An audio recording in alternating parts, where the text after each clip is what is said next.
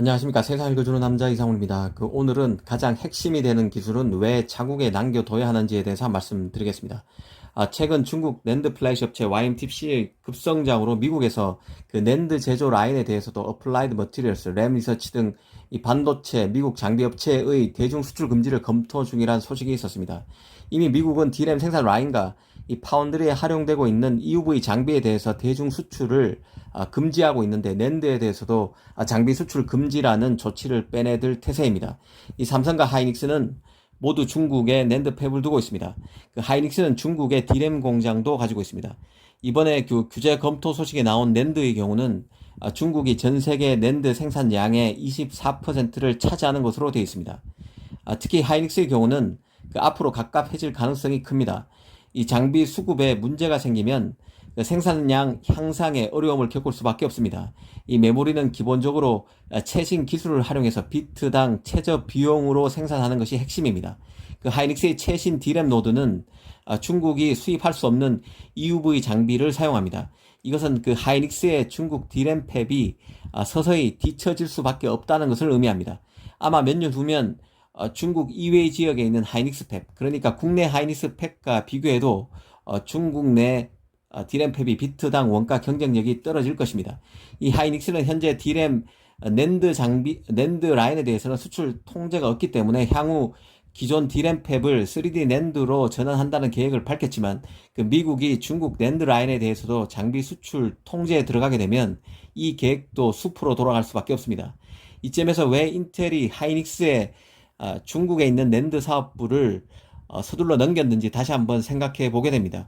YMTC의 급성장, 그리고 중국에 있는 팹에 대한 미국 정부의 이런저런 규제 가능성에 서둘러 인텔이 팹을 처분했다는 생각입니다. 이 삼성과 하이닉스로서는 미국이 진짜 중국 D램 낸드 장비 수출을 금지하게 되면 매우 어려운 상황에 놓일 수 있습니다. 기존 설비를 새로운 노드로 재구성할 수는 있지만 3D 낸드 제조의 생산성 향상의 상당 부분은 램 리서치 등 미국 장비 업체 덕분입니다.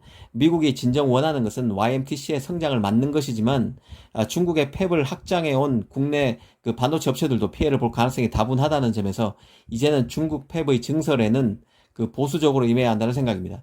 이제는 중국에서 반도체 사업을 지속하는 것은 장기적으로 비용이 크게 들어가는 리스키한 사업이 되고 있다는 생각입니다. 이번에는 TSMC를 한번 보겠습니다. 이 TSMC는 대만, 중국, 싱가포르에 공장이 있습니다. 지금 건설되고 있는 미국 애리조나 팹은 미국에 짓는 사실상의 첫 번째 팹입니다. TSMC 입장에서 대만은 여전히 TSMC의 핵심 기반입니다. 물론 중국 팹도 칩의 사용 확대에 맞춰서 증설되고 있긴 합니다.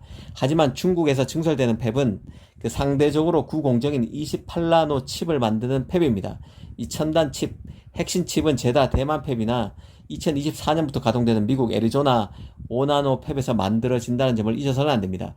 이런 점에서 하이닉스처럼 메모리에서 기술력이 가장 높은 D램 팹을 중국에 둔 것은 그만큼 위험 부담이 클 수밖에 없습니다.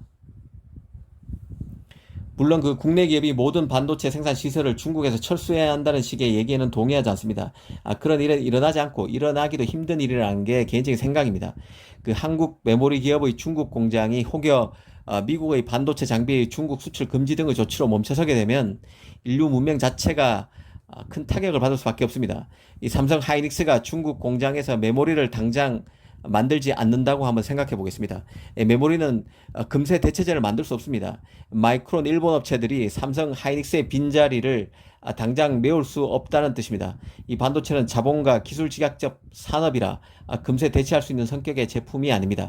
진짜 국내 기업의 메모리 공장이 중국 메모리 공장이 서게 되면 메모리 가격은 급등하다 못해 앙등할 것이고 미국도 피해를 보고 중국도 피해를 볼 수밖에 없습니다.